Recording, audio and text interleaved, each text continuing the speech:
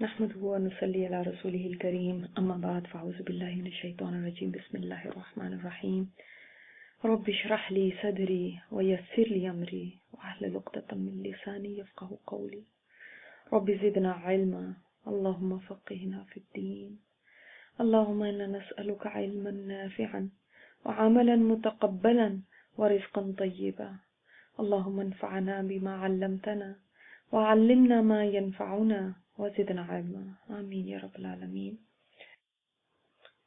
سورۃ الفلق مکی سورت ہے اور یہ سورت بھی بہت فضیلت والی سورت ہے۔ صحیح مسلم میں روایت آتی ہے، حضرت عقبہ بن عامر سے مروی ہے کہ آپ صلی اللہ علیہ وسلم نے فرمایا کیا تم نے نہیں دیکھا چند آیتیں مجھ پر ایسی نازل ہوئی ہیں جن جیسی کبھی دیکھی نہیں گئی۔ پھر آپ نے ان دو سورتوں کی تلاوت فرمائی، سورہ فلق اور سورہ ناس۔ اسی طرح حضرت عقبہ فرماتے ہیں کہ آپ صلی اللہ علیہ وسلم کے ساتھ میں مدینہ کی گلیوں میں آپ کی سواری کی نکیل تھامے ہوئے چلا جا رہا تھا کہ آپ نے مجھ سے فرمایا اب آؤ تم سوار ہو جاؤ۔ میں نے اس خیال سے کہ آپ کی بات نہ مانوں گا تو نافرمانی ہوگی، میں نے سوار ہونا منظور کر لیا۔ یعنی آپ نے جب فرمایا کہ تم اب سوار ہو تو میں پھر ہو گیا کہ کیسے آپ کی بات کو میں رد کروں۔ تھوڑی دیر کے بعد میں اتر گیا اور آپ صلی اللہ علیہ وسلم سوار ہو گئے۔ پھر آپ نے فرمایا عقبہ میں تجھے دو بہترین صورتیں نہ سکھاؤں؟ میں نے کہا ہاں یا رسول اللہ ضرور سکھائیے۔ آپ نے مجھے سورہ فلق اور سورہ ناس پڑھائی۔ پھر نماز کھڑی ہوئی، آپ نے نماز پڑھائی اور انہی دو صورتوں کی تلاوت کی۔ پھر مجھ سے فرمایا تم نے دیکھ لیا، سنو جب تم سوئے اور جب کھڑے ہوئے تو انہیں پڑھ لیا کرو، جب بھی یعنی سونے کے لیے جاؤ اور جب بھی کھڑے ہو تو ان کو پڑھا کرو۔ اور آپ صلی اللہ علیہ وسلم نے حضرت عقبہ کو ہر نماز کے بعد بھی ان صورتوں کی تلاوت کا حکم دیا، یعنی ہر نماز کے بعد سلام پھیر کے۔ اسی طرح حضرت عقبہ والی حدیث جس میں آپ صلی اللہ علیہ وسلم کی سواری کے ساتھ ان کا ہونا مذکور ہے، اس کے بعد ایک یہ بھی بات آتی ہے کہ جب آپ صلی اللہ علیہ وسلم نے مجھے یہ صورتیں بتائیں تو مجھے کچھ زیادہ خوش ہوتے نہیں دیکھ کے فرمایا کہ شاید تو انہیں چھوٹی سی صورتیں سمجھ جاؤ، سن نماز کے قیام میں ان جیسی صورتوں کی قرات اور ہے ہی نہیں۔ اور یہ نسائی کی حدیث میں کہ ان جیسی صورتیں کسی پناہ پکڑنے والے کے لیے اور کوئی بھی نہیں، یعنی جتنا آپ اللہ کی پناہ میں ان صورتوں کے ذریعے آ سکتے ہو اور کس سے نہیں آ سکتے۔ نہ ان جیسی صورتوں جیسی کوئی دعا ہے اور نہ ان جیسا کوئی تعویذ ہے، یہ حدیث میں آتا ہے۔ تو اسی طرح آپ یہ دیکھتے ہیں کہ جب آپ صلی اللہ علیہ وسلم بیمار ہوتے تھے تو ان صورتوں کو پڑھ لیا کرتے تھے اور اپنے پر پھونک مارتے تھے۔ اسی طرح جب آپ کے مرض الموت تھا تو اس وقت بھی حضرت عائشہ رضی اللہ تعالیٰ عنہا معوذات یعنی سورہ فلق اور ناس پڑھ کے خود آپ کے ہاتھوں کو اوپر پھونک مارتی تھی اور آپ صلی اللہ علیہ وسلم کے جسم مبارک پر پھیرتی تھی، کیونکہ آپ خود یہ عمل کیا کرتے تھے نا، تو اب نہیں کر پا رہے تھے تو حضرت عائشہ رضی اللہ تعالیٰ عنہ نے پڑھ کے اور پھونکا، اور مقصد کیا تھا کہ آپ کے ہاتھوں کی برکت ہو۔ اسی طرح جب آپ صلی اللہ علیہ وسلم کے اوپر یہودی نے جادو کرنے کی کوشش کی تو اس وقت یہ صورتیں اتری تھیں۔ تو ان صورتوں میں بہترین پناہ کی یعنی دعا، آپ صلی اللہ علیہ وسلم کو جن دھاگوں کے اوپر جن پہ جادو کیا گیا تھا اس میں گریں لگی ہوئی تھی، تو آپ صلی اللہ علیہ وسلم پڑھتے جاتے تھے ان صورتوں کو اور گریں کھولتے جاتے تھے۔ دیکھتے ہیں سورۃ الفلق۔ بسم اللہ الرحمن الرحیم۔ قل کہہ دیجئے اعوذ برب الفلق، میں پناہ میں آتا ہوں، پناہ چاہتا ہوں رب کی جو فلق کا رب ہے۔ فلق کس کو کہتے ہیں؟ یعنی جب آپ دیکھتے ہیں کہ جب صبح سویرا ہوتا ہے اور ایک روشنی پھوٹتی ہے اندھیرے میں سے، وہ فلق کہلاتی ہے۔ یعنی رات آئی، کوئی چیز نظر نہیں آ رہی، سب اندھیرا چھا گیا، تو اللہ وہ رب ہے جو اس اندھیرے کو ایسے دور کرتا ہے کہ وہ پھوٹتی ہے، اندھیرے کو چیرتی ہوئی روشنی نکلتی ہے، اس کو فلق کہتے ہیں۔ تو اللہ تعالیٰ نے دکھا دیا کہ وہ اللہ ہی ہے جو کائنات میں، جو ویسے تو آپ کو پتہ ہے نا کائنات میں اندھیرا ہی ہے، روشنی نہیں ہے، ہر طرف اندھیرا ہے، لیکن اللہ تعالیٰ کی کتنی بڑی قدرت ہے کہ وہ اس اندھیرے میں سے روشنی کو نکالتا ہے، اور یہ صرف وہی کر سکتا ہے۔ اور اگر وہ سورج کو روک دے تو رات ہی رات رہے گی، اندھیرا ہی اندھیرا رہے گا۔ تو اسی لیے اللہ تعالیٰ نے قرآن پاک میں فرمایا نا کہ اگر اللہ تعالیٰ اندھیرا کر دے تو وہ کون ہے جو تمہارے لیے روشنی لے کر آئے، رات کر دے تو کون ہے تمہارے لیے جو دن نکال کے لائے۔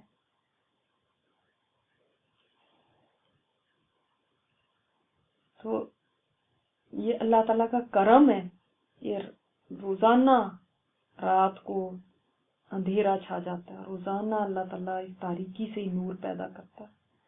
تو وہ رب الفلق ہے، صبح کی روشنی پھیلانے والا ہے، اور وہی وہ ذات ہے کہ جو تمہیں تکلیف سے نجات دے سکتی ہے، وہی دور کر سکتا ہے صدمے کو۔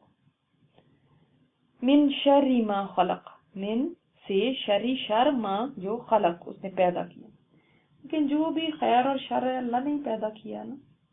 اب انسان کہتا ہے جب اللہ تعالیٰ نے یہ سکھائی ہے سورہ، تو اصل میں بتا دیا کہ مسلمان کا عقیدہ ہونا چاہیے کہ دنیا اور آخرت کا نفع نقصان اللہ کے ہاتھ میں، اس کی مشیت کے بغیر کوئی چیز نقصان نہیں پہنچا سکتی، اور اگر میں نے نقصان سے بچنا ہے، کوئی آفتوں سے بچنا ہے، تو مجھے اپنے آپ کو اللہ کی پناہ میں دینا ہوگا۔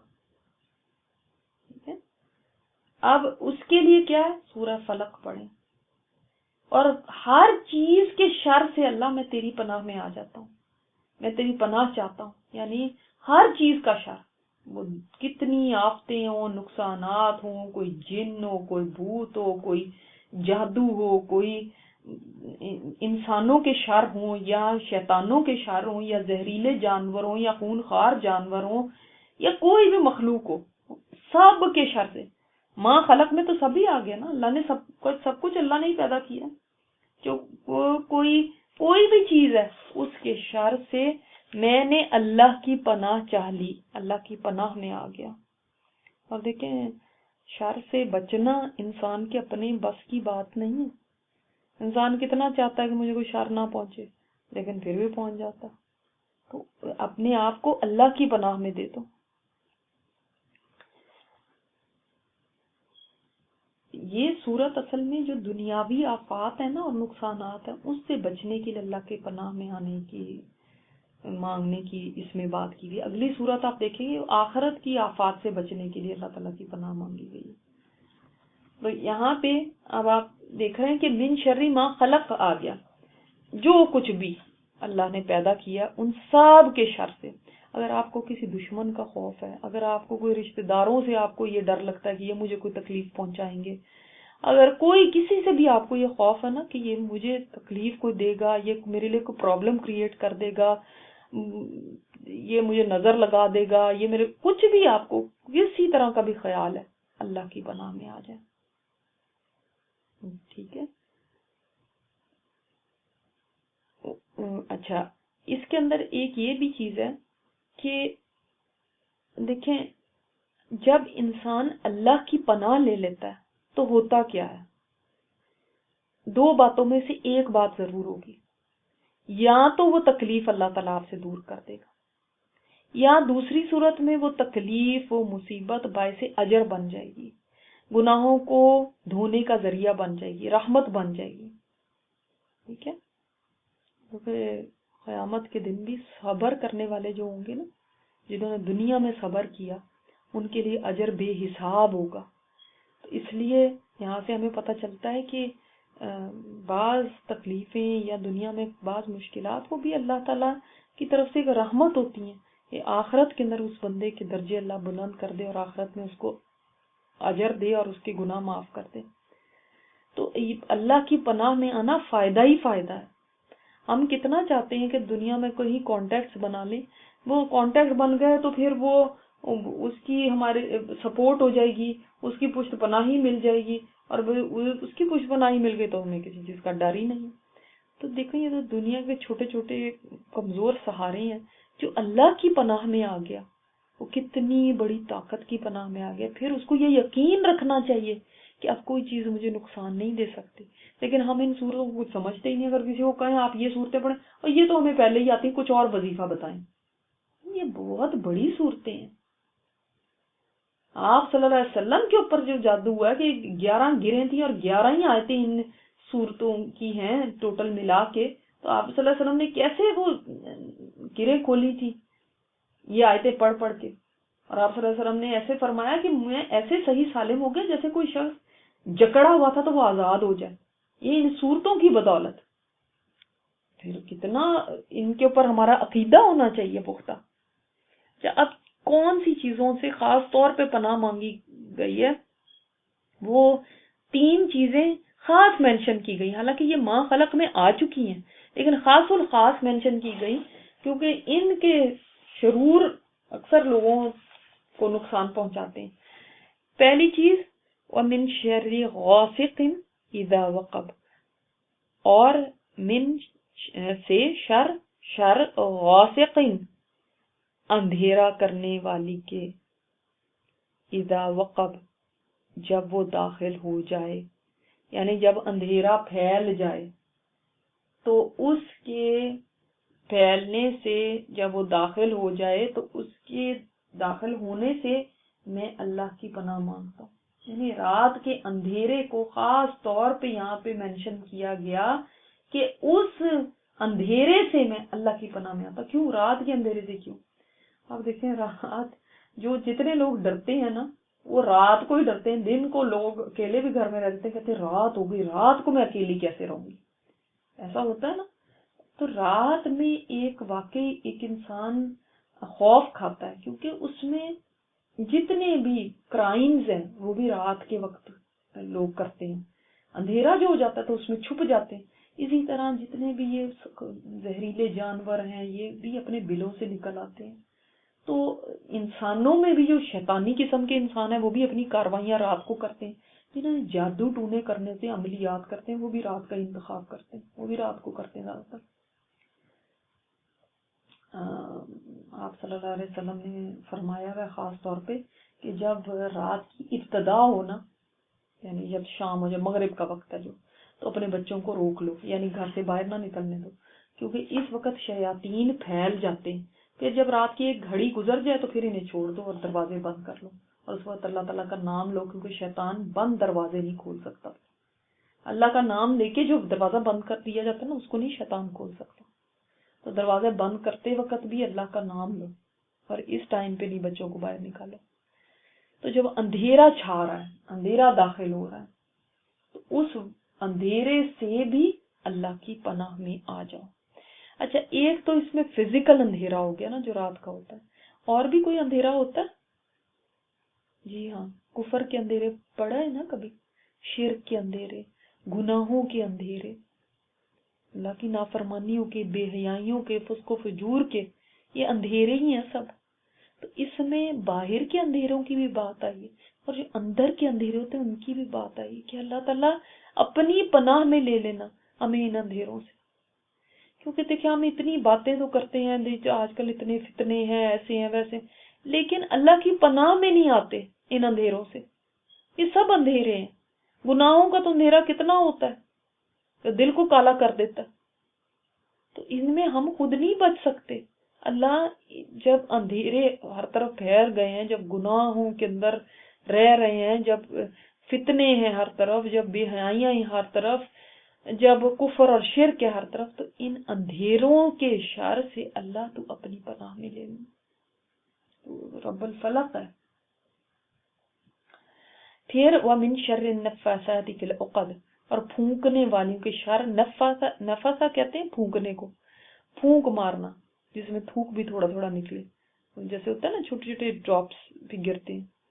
تو پھونکنے والیوں کے شر سے، جو پھونکتی ہیں فی العقد گرہوں میں، ان کے شر سے بھی مطلب ہے کہ جادو کے عمل کرنے والی. اس میں مرد بھی آ گئے، ویسے یہاں پہ تو مؤنث ہے، لیکن چاہے وہ مرد ہیں چاہے وہ عورتیں ہیں، مگر جو بھی جادو کرتی ہیں وہ گروں میں ہی پھونکتے ہیں، پھر ایک گرہ میں پھونکتے ہیں، پھر اس کے بعد دوسرا گرہ لگاتے ہیں، پھر اس میں پھونکتے ہیں، پھر تیسری لگاتے ہیں.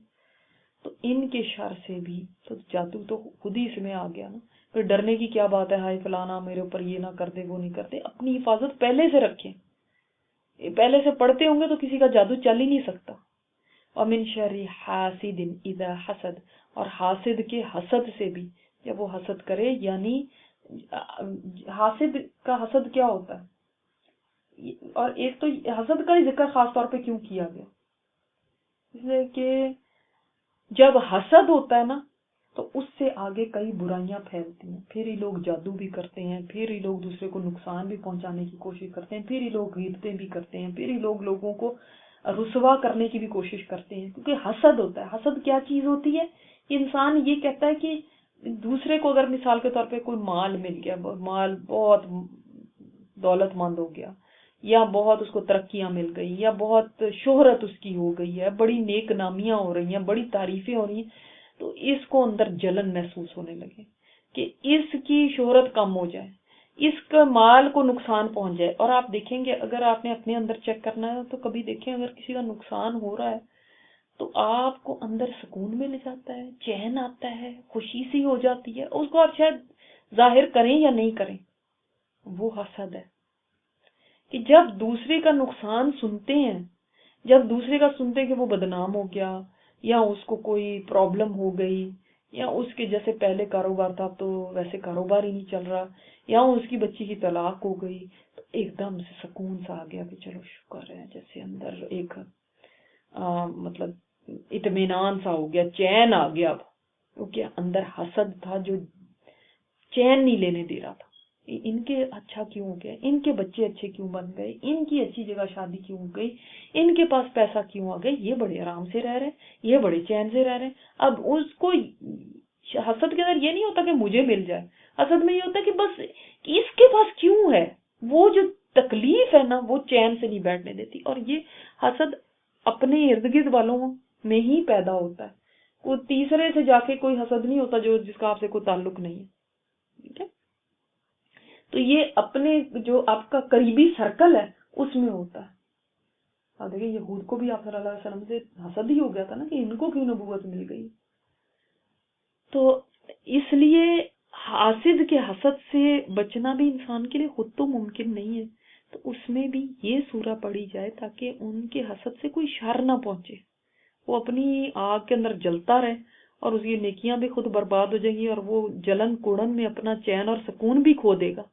لیکن اس کو کوئی تکلیف نہیں پہنچے گی کیونکہ اس نے کس کی پناہ لے لی ہے، رب کائنات کی، وہ جو سب سے اسٹرانگیسٹ ہے، سب سے بڑی قدرت رکھنے والا ہے، اس کی پناہ میں لے چلا گیا یہ. تو اب کیا حاسد کا حسد اس کو کچھ بگاڑ سکتا ہے؟ اب کیا جادوگر جتنے مرضی کوشش کرتے رہے کچھ نہیں ہو سکتا. اب اندھیرے کے اندر جو بھی کوئی شر پھیلانے کی کوشش کرے کچھ اس کو نقصان نہیں پہنچے گا، بلکہ کسی کا بھی نقصان نہیں پہنچے گا. ہم کبھی اس سے ڈرتے ہیں وہ نہ مجھے کچھ کر دے، کبھی اس سے ڈرتے ہیں وہ. بھئی ہم کیوں ڈرتے ہیں؟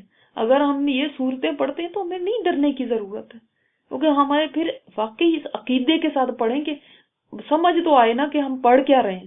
اس عقیدے کے ساتھ پڑھیں کہ میں نے رب الفلق کی پناہ لے لی ہوئی ہے اور ہر شر سے پناہ لے لی ہوئی ہے، اب کوئی چیز میرے تک نہیں پہنچ سکتی.